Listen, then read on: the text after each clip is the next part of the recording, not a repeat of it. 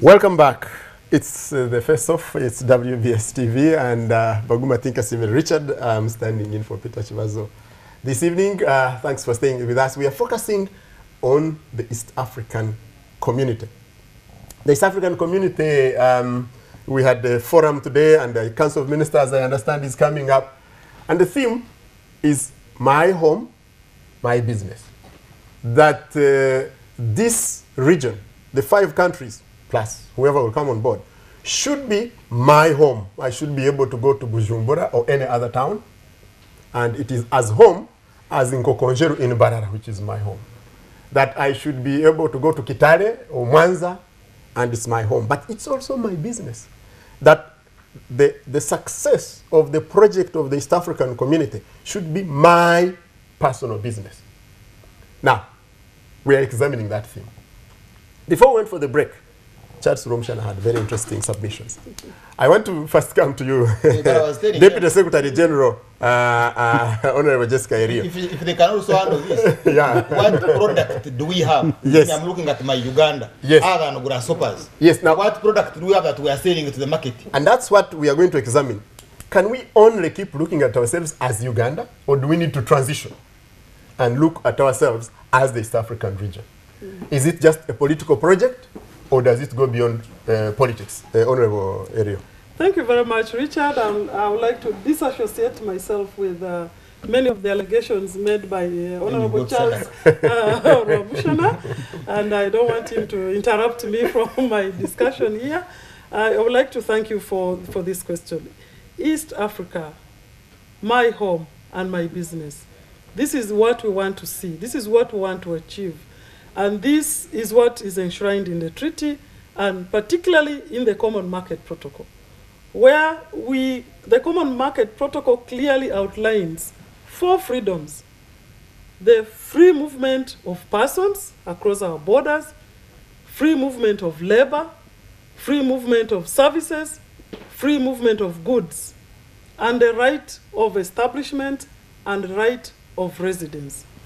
Now, movement of people, maybe for services, for medical care, for schools, for businesses, for visits, should be made easy.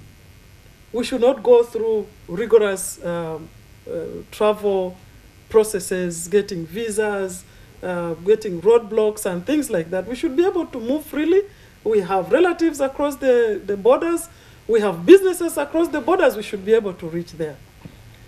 Now, movement of labor and the right of establishment and the right of residence, they go together.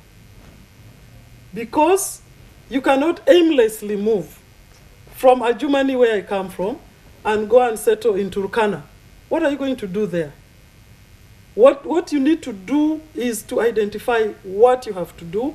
If you identify a business line that you can go and invest in, if you can register a company in Kenya, you have partners there, then you can have a right to go and establish your business there, and you have a right of residence there. It's not aimless, and it is structured, and the Common Market Protocol is very clear about this. Now, you should be able to move your goods and services freely, and we can see that this is now being done. A lot of the roadblocks have been removed. A lot of the stringent measures that used to be there before have been minimized. I know that the non-tariff barriers keep coming up, and that is why it is a continuous dialogue with the business community, with the civil societies, with the students, with individuals, to see what is it that is controlling this free movement of people, of labor, services, and goods across the borders. What is it that can be done? So we have a dialogue, we sit down and discuss. And this is what we are discussing today and tomorrow in Entebbe, but also in a number of other fora. These are the things that we table before the Council of Ministers so that we are able to address those specific things. But also, we should be able to identify business lines, investment opportunities within the region, funding opportunities within the region, so that we build capacity for our people to be able to participate. We are also harmonizing education curricula, for example, and we are able to identify specific professions so that we agree on standards.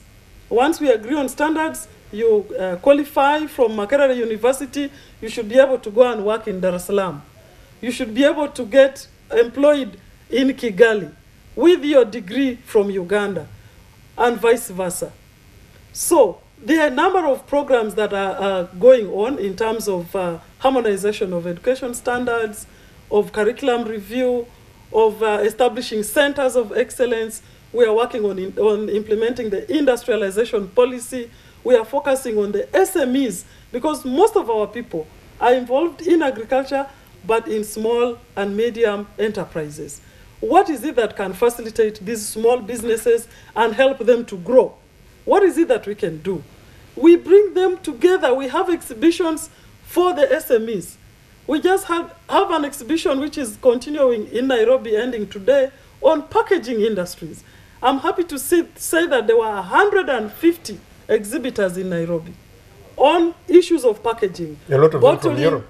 A lot of them from Europe, yes, but we have very many of our people who have gone and they've had contact so that they can buy those machinery, because we do not have the machinery here as yet.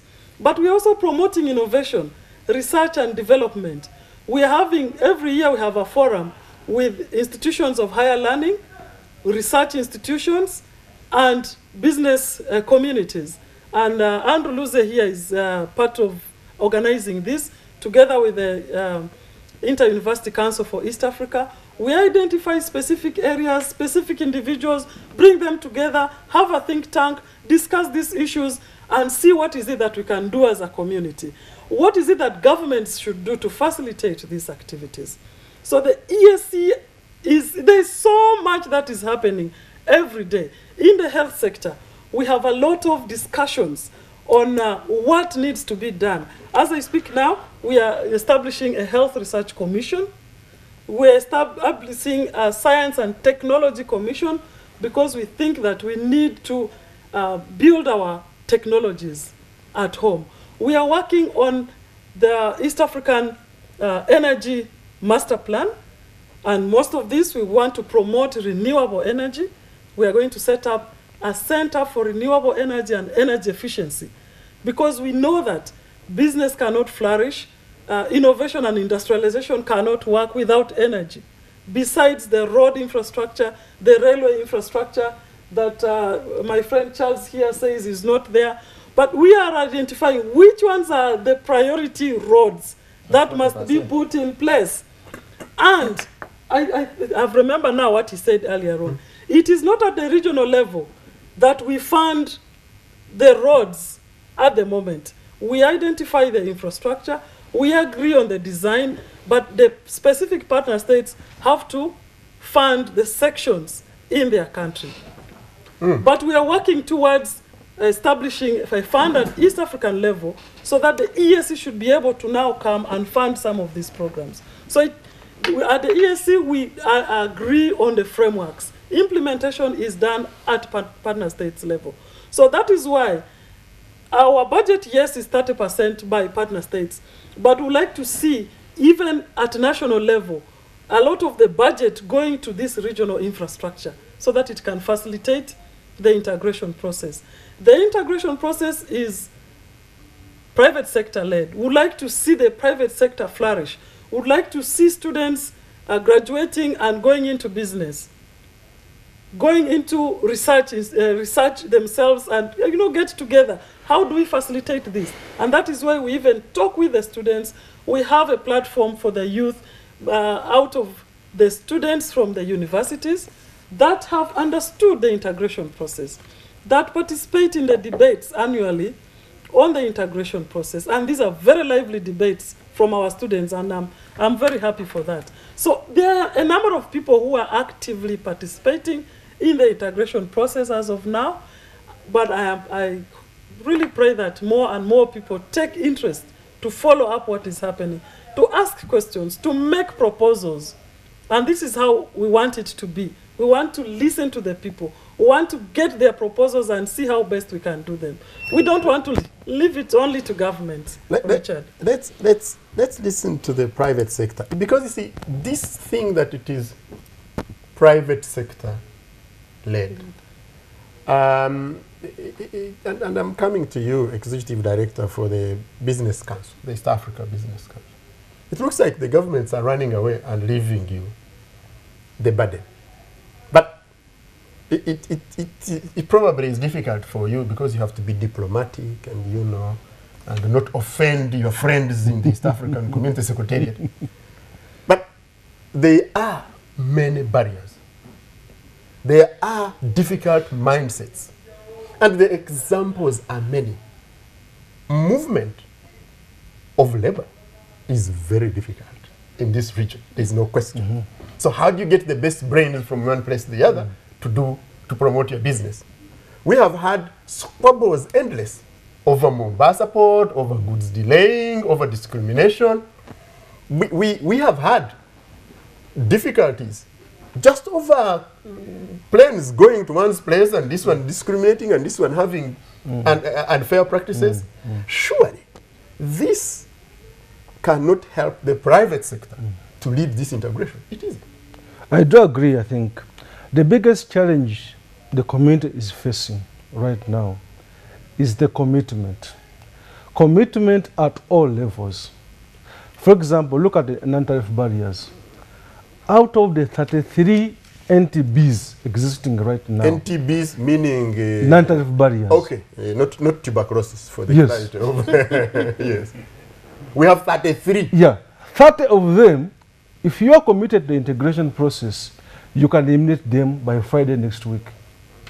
In 1 week? In 1 week. If you are committed. If you are committed. And the private sector is pushing for the commitment at all levels.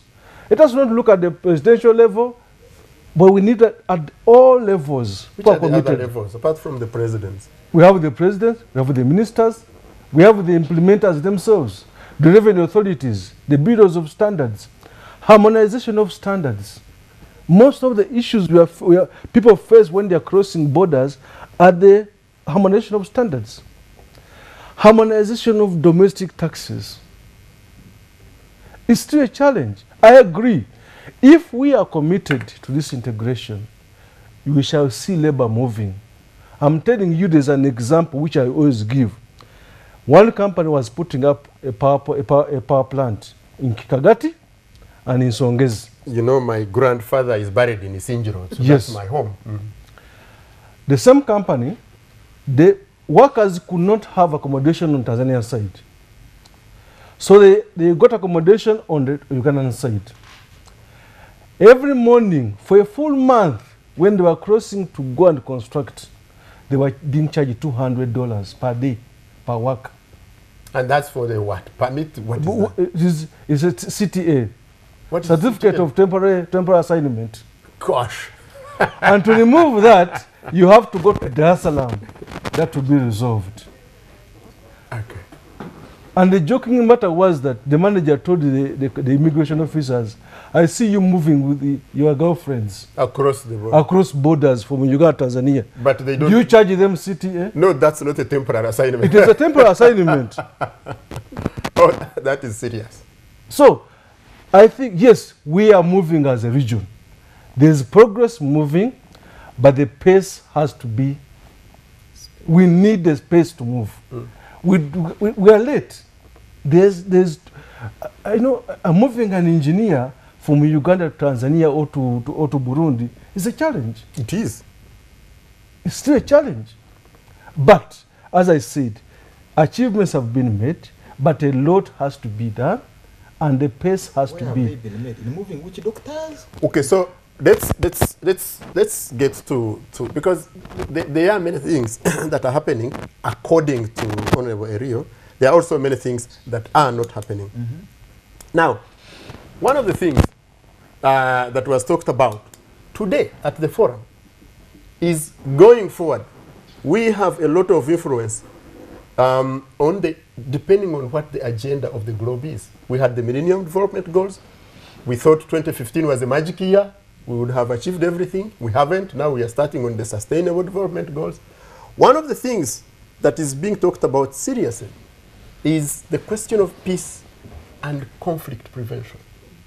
Because this region, clearly, is you see, conflict not necessarily throwing guns at each other, but all these conflicts which impede integration.